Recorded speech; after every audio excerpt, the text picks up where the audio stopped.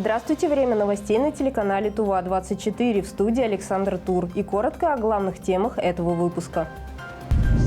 В Тоджинском районе идет ликвидация последствий аварийного отключения электричества. Главным врачам медицинских организаций Тувы вручили ключи от авто. В Туве муниципалитеты начали сбор подарков Кшага для наших бойцов. Семья Дамдын вернулась в Туву с победой. Победителей номинации семейного форума встретили в аэропорту Кызыла. Глава Тувы Владислав Ховалык сообщил в своем блоге о том, что накануне вечером на дизельной электростанции Тоджинского района, которая питает 3 села Торахем и Адыр-Кижик, произошло аварийное отключение. Для оперативного восстановления электроснабжения правительство Тувы направило в Торахем 2 мобильные дизель-генераторные установки по 315 киловатт на базе КАМАЗа. Также еще 3 установки по 200 киловатт в контейнерном исполнении. Местная больница уже переведена на резервный источник электроснабжения. Нахожусь на связи с руководителями из социальных органов. Важно проверить сейчас служебные объекты, подключить резервы, предпринять все меры, чтобы не допустить замерзания системы отопления. По предварительной версии, отключение произошло из-за короткого замыкания на фоне возгорания кабельных линий и оборудования в здании, где находились установки. Пожар потушен. На место оперативно были направлены силы и средства пожарно-спасательной части по охране Тоджинского района в количестве 6 человек и 2 единицы техники. Пожар на площади 40 квадратных метров оперативно был потушен, а пострадавших нет. Сообщается, что без света оказались 3 села, в которых проживает 5500 человек. Для контроля и координации работ в район прибыл заместитель председателя правительства Тувы Олег Лукин. Сразу после аварии Минтопэнерго региона сформировала бригады для установки дизель-генераторных установок, оперативно направленных из Кызыла в Торахем. Это 2 мобильные дизель-генераторные установки по 315 киловатт на базе КАМАЗа, выделенные из резерва правительства Республики Тыва. Также сегодня дополнительно были направлены еще 10 дизельных электрогенераторных установок, 3 по 200 киловатт и 7 по 100 киловатт. По обращению главы республики к устранению последствий аварийного отключения также оперативно подключились сотрудники Россети Сибирь-Тыва-Энерго. Сегодня-завтра за счет привлеченных бригад дополнительно из города Кызыла и оборудования планируется сегодня ночью частично, то есть вечером уже будет частично, сегодня ночью примерно половина населенных пунктов, это Торахем и Адыр-Кижик, а также завтра практически полностью обеспечить энергоснабжение. В ближайшее время в селах будет обеспечено веерное энергоснабжение. Все объекты социальной сферы района функционируют в штатном режиме. Электроснабжение населенных пунктов Тоджинского района планируется восстановить уже сегодня. В столице Тувы состоялось торжественное вручение ключей от 6 легковых автомобилей, рассчитанных на улучшение оказания медицинской помощи. Автотранспорт приобретен благодаря национальному проекту здравоохранения. Напомним, президент Владимир Путин подчеркнул, что государство ставит задачи развития медицины на приоритетное место. Новые машины получили медицинские учреждения сразу нескольких районов республики. На торжественном вручении побывала и наша съемочная группа. Здоровье – самое важное в жизни каждого человека. Благодаря нацпроекту здравоохранения в республике реализуется программа модернизации первичного звена здравоохранения. С начала действия нацпроекта значительно укрепилась материально-техническая база отрасли, что повлияло на улучшение качества оказания медицинских услуг. Это озвучил глава Тувы в ходе своего недавнего ежегодного послания Верховному Хуралу республики. Мы заменили более 90% автопарка скорой помощи. И у нас сейчас нет автомобилей старше 10 лет эксплуатации. В медицинских учреждениях за последний год поступило порядка 500 единиц высокотехнологичного современного оборудования. В рамках реализации нацпроекта главным врачам медицинских организаций Тувы вручили ключи от 6 легковых автомобилей и передвижного флюорографического кабинета, которые будут направлены в центральные районные больницы Авюрского, Тескемского, Цутхольского, Байтакинского, Тандинского, Эрзинского и Кызылского районов. Ключи от новых машин в торжественной обстановке передали заместитель председателя правительства Республики Орлан Сарыгар и министр здравоохранения Тувы Анатолий Югай.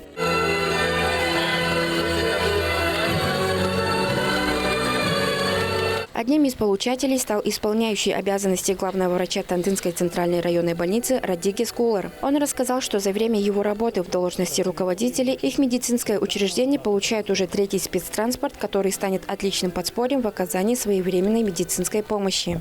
Техника у нас в нашем парке почти 80%, 80-90% обновлена. Именно вот эту машину будем использовать для патронажей, педиатрические патронажи, терапевтические и доставка лекарственных препаратов. Ключи от передвижного флюорографического кабинета вручили главному врачу Кызылской центральной районной больницы Орланолу Мангушу. Руководитель медорганизации выразил радость тому, что будет увеличен охват населения флюорообследованиями. У нас по счету это уже 4-я машина.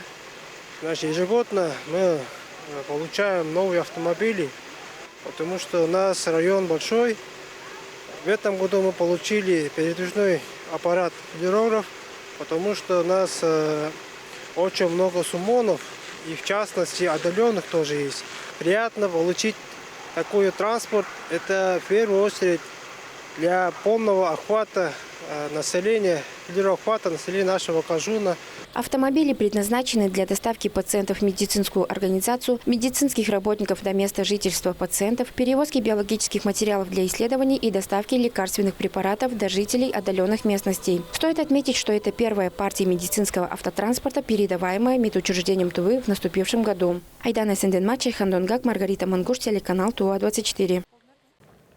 В здании регионального правительства состоялась встреча Координационного совета российского движения детей и молодежи «Движение первых» с главой Тувы Владиславом Ховалыгом, на котором подвели итоги работы движения за прошлые кварталы и утвердили задачи на следующий.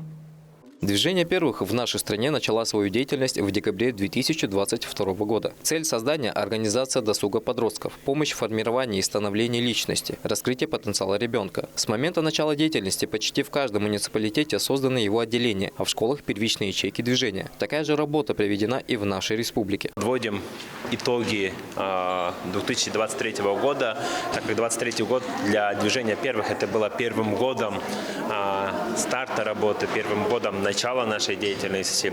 И мы бы хотели доложиться, так скажем, рассказать всем о наших успехах, о нашей деятельности за 2023 год. В Координационном совете принял участие глава Тувы Владислав Ховалык. Он отметил важность и значимость движения для подрастающего поколения и для общества в целом. Поблагодарил за проделанную работу и пожелал успехов и больших свершений в будущих делах. Движение первых в Туве сегодня объединяет более 8 тысяч детей и подростков.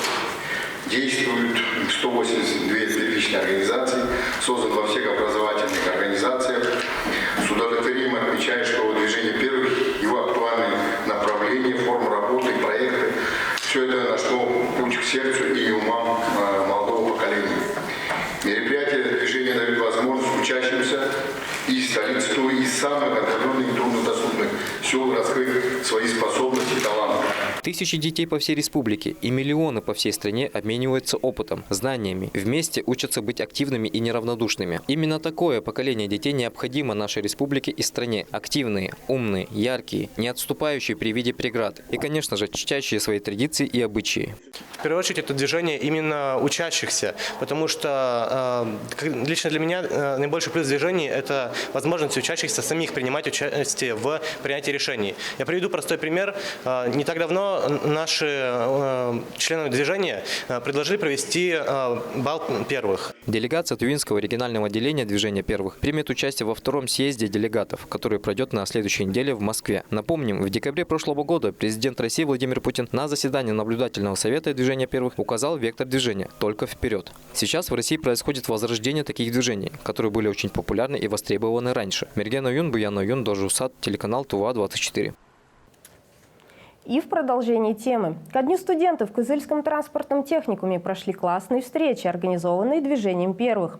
Этот проект создан для организации встречи и общения студентов с интересными личностями. Далее в материале нашего корреспондента. Проект «Классные встречи» предложили создать педагоги на встрече с президентом России Владимиром Путиным. Главной задачей должно было стать знакомство детей с известными людьми, профессионалами своего дела, которые могли рассказать о своем опыте, дать хороший совет, помочь в дальнейшем самоопределении. С 2019 года «Классные встречи» входят в федеральный проект «Социальные лифты для каждого» национального проекта образования. Сегодня в транспортном техникуме Кызыла прошла встреча студентам, заслуженным учителем России, педагогом высшей категории Татьяной Шарыповой. 2 года я отучилась, окончив академию. Я вернулась обратно в школу, обратно завучем. Но так получилось, что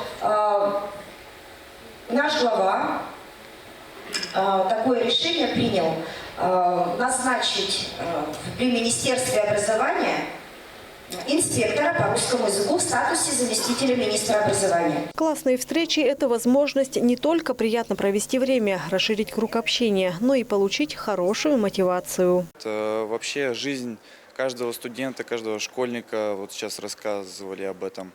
И да, студенту это важно знать, что тебя ждет после окончания твоей студенческой жизни, что тебя ждет при работе, при поступлении в другой вуз, университет. Это все важно знать. Но что бы я еще хотел услышать, сейчас, наверное, пойду и задам вопрос. Как добиться успеха студенту в принципе, во всех общеобразовательных учреждениях? Именно такие речи прям очень мотивируют студентов, которые вот выпускаются именно вот сейчас. Для нас в данный момент мотивация по большей части очень нужна. Как-никак пишем дипломный проект, и в будущем нас ждет огромные разные пути нам открываются, разные двери, мы еще не знаем, куда, как поступать. Вот преподаватели такие, как они, вот нам показывают свой путь, и нам даже интересно это все слушать, да, нравится. Проект «Классные встречи» получил широкую поддержку и активное участие учебных заведений, выпускников и общественности в целом. Он помогает укрепить дружбу и взаимопонимание между людьми и создает благоприятную атмосферу для воссоединения старых друзей. Как отметила Татьяна Шарыпова, среди студентов она встретила и своих учеников. Хочется просто рассказать о себе, сказать, что, в принципе, небольшими такими какими-то мечтами или какие-то большие цели не ставились, но постепенно, потихоньку я вот старалась работать так, чтобы приносить пользу в первую очередь детям, ну и старания оценены были, и вот назначена была директором школы. Являюсь им уже вот 6 лет. 7. Ранее проект был организован для школьников, но с этого года подобные классные часы начали проводить и для учащихся среднего профессионального образования. У нас в нашем техникуме данная классная встреча впервые проводится, и мы очень рады, что студенты могут получить такой мотивационный момент от людей, которые имеют опыт, в данном случае образование, директор школы номер 1, который рассказывает о своем личном пути, какой он прошел, профессиональном пути. И надеемся, что таких встреч будет еще много, и наши студенты получат дальнейшую мотивацию для получения образования и для того, чтобы они в дальнейшем стали в нашей республике важными людьми. Встречи для школьников и студентов с известными и уважаемыми земляками из разных сфер деятельности и активистами будут проходить на постоянной основе. Инна Клоян, Чайхан Дангак, Держусат, телеканал Тува-24. В начале января региональный народный фронт объявил о старте сбора гуманитарной помощи для наших бойцов в преддверии Шага. Помимо машин, теплых вещей и спецтехники, в помощь воинам отправят и мясо, которое будет праздничным угощением в Шага. Районы Тувы бросили клич неравнодушным землякам. Сколько удалось собрать гумпомощи и сколько еще предстоит, смотрите в нашем сюжете. Испокон веков в рационе питания тувинцев, как и у многих кочевых народов, главным составляющим было и остается мясо. В праздничном меню к Шага мясные блюда занимали особое почетное место. Поэтому в качестве подарка к празднику нашим бойцам в зоне СВО собирают и мясо. Барунхемчикский, Чедыхольский, Байтагинский районы уже смогли собрать разные виды мяса. К ним присоединились и земляки с Кызылского района. Мы кызыльским кажунам собрали мясо от наших неравнодушных граждан. На сегодняшний день мы привезли 8 голов мелкого рогатого скота, то есть уже разделанная туши, да, и 3 крупный рогатый скот. Конечно же, данную помощь оказываем для того, чтобы они ощутили весточку из родной республики, чтобы хоть какое-то там праздничное настроение у них было к Шага. Для удобства наших воинов каждая туша разделывается порционно, чтобы облегчить этап готовки блюд в полевых условиях. Свое желание пополнить запасы груза изъявили Терехольский, Тандинский и Пихемский районы. Сбор мяса осуществляет региональное министерство сельского хозяйства. Все Кожун отправляет мясо, там спонсор наших чабанов, индивидуальные предприниматели, СПК, КФК и в том числе племенное хозяйство тоже. На сегодняшний день у нас 745 килограмм, но до понедельника, наверное, успеем до 3 тонн. Все, что удалось собрать силами неравнодушных жителей, 1 февраля отправится в зону СВО на 2 грузовых машинах, одну из которых предоставили жители Тандинского района. Спортивная школа Олимпийского резерва также решила сделать вклад в общее дело. Они передали денежные средства для обеспечения ГСМ. На данный момент Министерство сельского хозяйства планирует, что они гарантированно соберут 3 тонны мяса. А также мы ждем от Кызыльского и Тандинского районов, но мяса на данный момент, вот по нашим подсчетам, его недостаточно. Поэтому мы призываем наших земляков активно подключиться к сбору мяса, которое мы повезем нашим бойцам в преддверии Шага.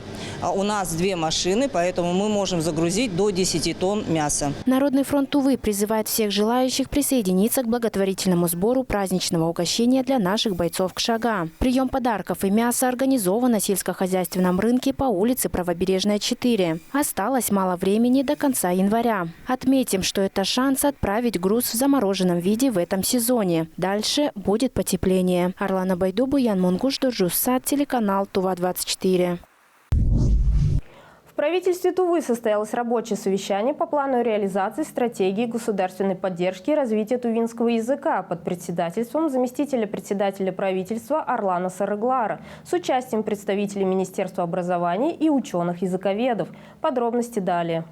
Разработка стратегии государственной поддержки и развития тувинского языка – один из главных итогов работы ученого сообщества Тувы в прошлом году. В документе отражены основные принципы и направления государственной поддержки развития родного языка. В грандиозной работе задействованы все институты языкознания в Туве. На ежегодной всероссийской научной конференции с международным участием «Языки народов Сибири и сопредельных регионов» Тува была признана примером для регионов Сибири по поддержке тувинского языка и развитию билингвизма. Стратегия развития государственной поддержки развития тувинского языка в республике принята.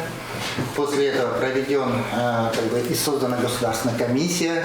Далее мы провели даже Государственный совет по языковой политике, на котором мы запланировали, разработать, то есть протокольно уже установлен план мероприятий по реализации стратегии, которые уже на завершающем этапе. Стоит отметить, что это первое в наступившем году рабочее совещание по подготовке Госсовета по языковой политике, на котором все ведомства и профильные структуры, ответственные за реализацию данной стратегии, отчитывались о проделанной работе, о текущем состоянии дел и о дальнейших планах. Наш институт, Институт национальной школы Министерство образования республики является соразработчиком, соавтором проекта данного документа, стратегии.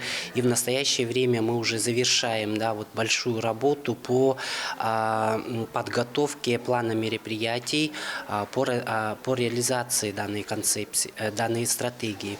Также на фоне приближающегося Международного дня родного языка директор ТИКПИ Вячеслав Мартол предложил рассмотреть возможность проведения мероприятий не только по тувинскому языку, но и по русскому, а также по языкам народов, которые проживают на территории республики. Также Вячеслав Мартол отчитался, что со стороны института на завершающем этапе находится работа по подготовке финансового расчета на 10 лет по поддержке стратегии. По итогам сегодняшнего заседания пришли к выводу в том, что работа ведется, несмотря на все сложности. И самое главное, сейчас будет финансовая нагрузка на следующий год, то есть 2025 год.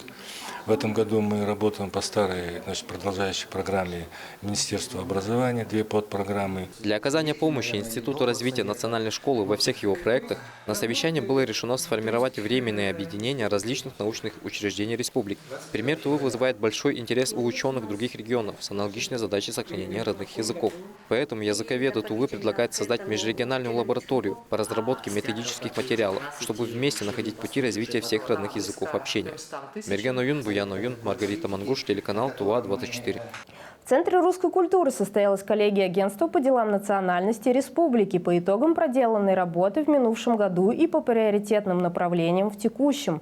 В заседании приняли участие представители региональной власти, духовенства, а также различных национальных диаспор. Подробности у Мергена Аюна.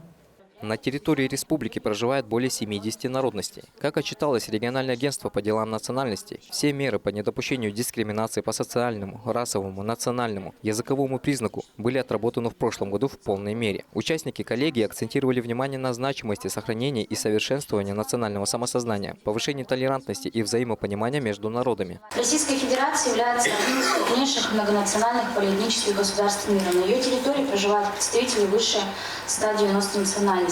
Гармоничное и стабильное развитие страны в подобных условиях невозможно без реализации государственной национальной политики. Государственная национальная политика Российской Федерации – это система стратегических приоритетов и мер, реализуемых государственными органами и органами местного самоуправления. Также на коллегии обсуждались вопросы повышения эффективности работы национальных культурных центров и учреждений, расширения и совершенствования их деятельности в сфере культуры, языка и традиций. Как показывает статистика, 99% опрошенных жителей Тувы характеризуют межнациональные отношения положительно. Также на заседании обсудили вопрос создания Дома народов в республике. Было принято решение на уровне правительства создания Дома народов. Дома народов.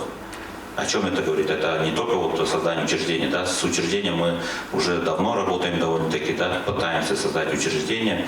Это по рекомендации ФАДа на России, по рекомендации Дома дружбы народов России. Рекомендации есть в виде учреждений создать. Это первое направление, это мы продолжим. Я считаю, что сейчас этот вопрос хорошо пойдет. Почему? Потому что вторая часть поручения – это именно строительство самого Дома народов как объект. Приоритетными направлениями деятельности агентства на 2024 год является открытие Дома народов Республики Тува, поддержка и развитие Ассамблеи народов России, утверждение регламентов реагирования на угрозы возникновения распространения национализма, преступления экстремистской направленности среди жителей республики. Также ключевым моментом было обозначено развитие национальных меньшинств. Мерген Оюн, Буян Оюн, Софья Сая, телеканал Тува-24. Стационарные посты ДПС – важная часть системы контроля и регулирования дорожного движения. Их основная задача – обеспечение безопасности и соблюдение правил дорожного движения. С мая прошлого года возобновил свою работу пост ДПС в Чедане. Это стало возможным благодаря усилению контроля за правопорядком на дорогах республики.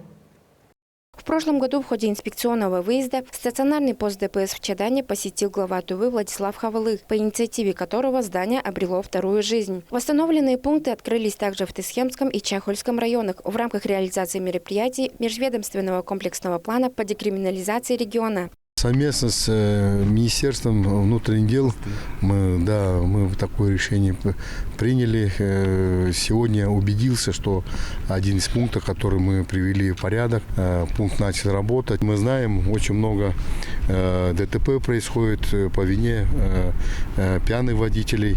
Я думаю, началом работы этих постов поставим препон, так скажем, вот этому нехорошему делу.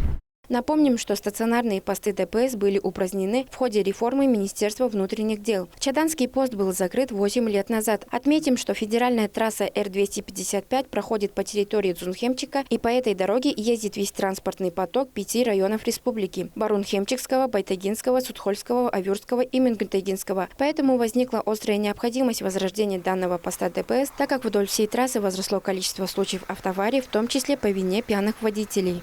Из местного бюджета было выделено около 440 тысяч рублей на это наружная побелка, покраска и внутри некоторые ремонты системы отопления была сделана на основании распоряжения председателя администрации. Утвержден график совместной работы с сотрудниками ОГИБДД, судебными приставами а также налоговым органам Республики Тува. За отчетный период на посту в охране общественного правопорядка проверено около 24 тысяч автотранспортных средств. Всего за 2023 год было выявлено более 2500 правонарушений, из которых 132 связаны с пьяными водителями. На штрафплощадку были отправлены 236 автомобилей, а правонарушители были привлечены к административной ответственности. Судебные приставы взыскали более 2,5 миллиона рублей административных штрафов, а также административные аресты на сумму порядка 1,5 миллиона рублей. Эти меры позволяют поддерживать порядок и безопасность не только на дорогах Дзунхемчикского, но и соседних районов. Айдана Ценденма, Буян Монгуш, Софья Сая, телеканал Тува-24. Сотрудники регионального МВД совместно со специалистами ОПДН провели ежегодную всероссийскую акцию «Студенческий десант» и познакомили учащихся сельхозтехникума с непростой профессией полицейского. О чем студентам рассказали стражи порядка в материале нашего корреспондента.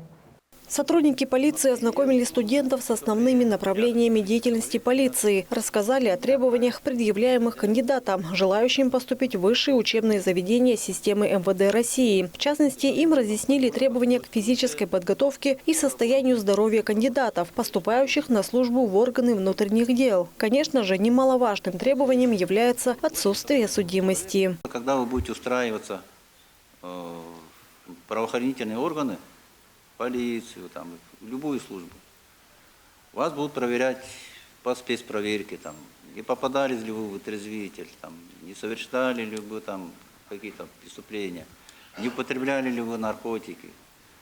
Все это проверяется, и в дальнейшем этих ребят никуда не берут. Потом они начинают уже мыкаться, бегать, и, конечно, в престижные вот такие работы не могут устроиться.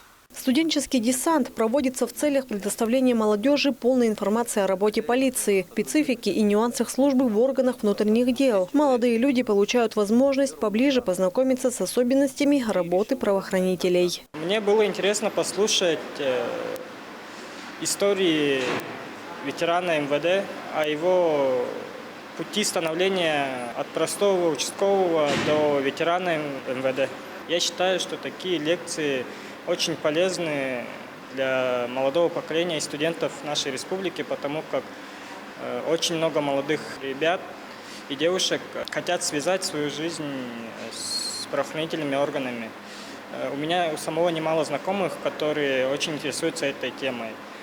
И было довольно познавательно. Акция помогает студентам поближе познакомиться со спецификой службы в органах внутренних дел, дает шанс пообщаться с настоящими полицейскими в неформальной обстановке и получить достоверную информацию о работе различных подразделений полиции. Сегодня к акции присоединились и ветераны МВД. Хотелось бы ребятам довести о работе правоохранительных органов, полиции, о ее престиже, о целях, задачей органов внутренних дел.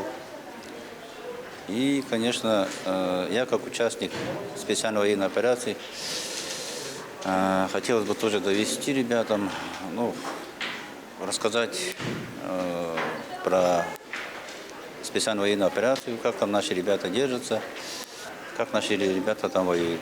Сотрудники отделения по делам несовершеннолетних провели беседы, направленные на формирование законопослушного поведения, недопущение совершения противоправных поступков, правонарушений, преступлений, разъяснили правила поведения в общественных местах в различных экстремальных ситуациях. На примере наших уважаемых ветеранов рассказали о жизни, о работе в правоохранительных органах, чтобы заинтересовать студентов, чтобы они захотели дальше учиться в высших учебных заведениях при МВД, что работа и учеба в высших учебных заведениях престижна,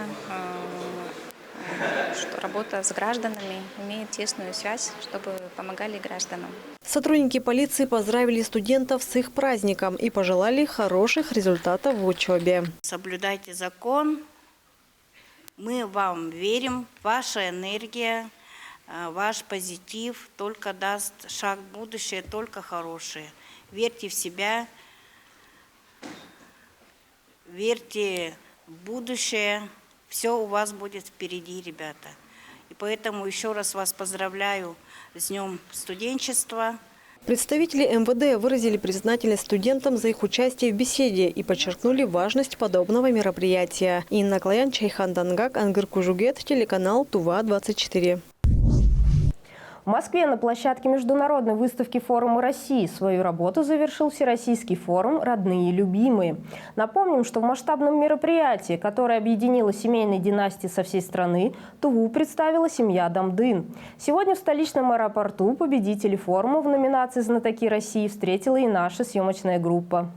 Самое главное и ценное в жизни – это, конечно же, семья. Это источник любви, поддержки и заботы. Именно в семье человек впервые знакомится с историей и культурой своей родины, познает семейные традиции, которые передаются из поколения в поколение. Во всероссийском конкурсе «Родные и любимые» участвовали семейные династии из всех 89 субъектов страны. В результате семья Дамдын, которая представляла Туву, стала победителем в номинации «Знатоки Родины». Сегодня династию встретили в столичном аэропорту. Задача была рассказать о нашей родине.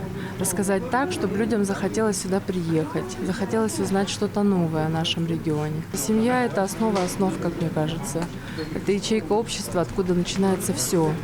Благополучие в семье значит благополучие в регионе значит благополучие в стране. И поэтому это очень важный год. И мне кажется, все мероприятия, которые будут направлены в этом году на поддержку семьи, и особенно, знаете, что я хочу сказать, отмечают важность многодетной семьи.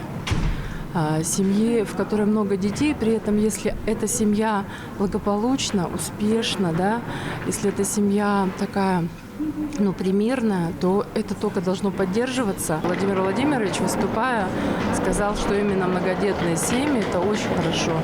Это и повышение демографической ситуации в стране в целом, да, и поддержка таких семей на государственном уровне – это очень хорошо. Мастер-классы, интерактивные лекции, конкурсы, экскурсии, концерт и другие мероприятия прошли в рамках семейного форума. Семьи конкурсанты провели экскурсии по экспозициям своих регионов, рассказали о достижениях земляков и памятных местах своей малой родины и проявили свое творчество. Мы всегда поддерживаем своих детей. Главным условием конкурса было участие 3 поколений. Поэтому, естественно, безоговорочно мы приняли приглашение и очень активно работали. Старшее поколение наряду с молодежью участвовали практически во всех мероприятиях, которые проходили там. Но самое волнительное и незабываемое – это встреча с президентом Российской Федерации Владимиром Владимировичем Путиным. Семья – это самое главное в любом государстве. От семьи начинается мощь и сила государства. Если у нас в нашей многонациональной, замечательной, огромной стране будут крепкие семьи, а они есть крепкие семьи, мы там увидели, было участников 1300 человек, и мы увидели всю красу нашей Родины. Такая гордость была за нашу страну, какая она необъятная, какая она разная, разные культуры, разные языки и обычаи. Добавим, что в номинации «Знатоки Родины» конкурсанты соревновались в том, кто ярче и красочнее расскажет о своем регионе. Семья Дамдын на выставке-форуме России провела экскурсию по стенду Тувы. Это было грандиозное такое мероприятие, где были задействованы все субъекты Российской Федерации. А когда мы встречались в 75-м павильоне с президентом, туда было отобрано всего 9 семей. Вначале 30 семей, а из 30 9 семей. И нас, Республика Тува, посадили в первом ряду. Это было такая ответственность. И когда нас объявили, когда на подиум поднимались, мурашки по телу прямо но мы держались. Столько заряда, столько энергии получили от этого мероприятия. Напомню, что семейный форум прошел с 19 по 23 января. Мероприятие официально открыло год семьи, который в этом году объявлен президентом России Владимиром Путиным. В семье укорены наша культура, идентичность, национальный характер. Семья учит, воспитывает, передает традиции, знания, в том числе и профессиональный опыт. Во всех российских регионах есть известные династии – военнослужащие, инженеры, врачи, учителя, деятели культуры. Семьи, люди разных национальностей хранят верность избранному призванию и гордятся своим делом. На форуме также присутствует немало таких семей, династий. Сюда приехали более 1000 активных, деятельных, инициативных людей. Это семьи, которые внесли значимый вклад в развитие нашей страны, своего региона, города или поселка. 23 января Владимир Путин подписал указ, который на федеральном уровне закрепляет статус многодетных семей и определяет для них меры поддержки. Для Тувы, которая занимает лидирующее место в стране по доле многодетных семей, документ имеет особое значение. Год семьи мы основной упор делаем на многодетные семьи, поддержка многодетных семей. Уже Есть указ президента, который мы должны исполнять о поддержке многодетных семей. Далее у нас будет очень много мероприятий именно в семейной форме. То любое спортивное мероприятие, любое культурное мероприятие также у нас будет в семейной форме проводиться. Основной упор сделаем, конечно, на здоровье наших молодых семей, потому что репродуктивное здоровье – это самое главное в молодом возрасте. Далее упор сделаем, конечно, на диспансеризацию всех семей, которые у нас проживают в республике. Это будут проводиться медицинские осмотры, диспансеризации. Далее будет очень много мероприятий с участием детей. Испокон веков в республике всегда ценились традиционные семейные ценности. Главный воспитательный метод – личный пример родителей. Старшие дети рано начинали ухаживать за младшими. С раннего детства детей приучали к трудолюбию, учили правилам поведения в семье и обществе. Таким образом, семья считалась главной ценностью тувинцев. Тувинские семьи отличала большая родственная привязанность и взаимопомощь. Это и стало главным отличием от других семей конкурсантов. Айра Асабы, Магуш и Ангар Кужге, телеканал ТУВА-24. На этом у меня все. Проведите предстоящие выходные со своими родными и близкими. Всего вам доброго.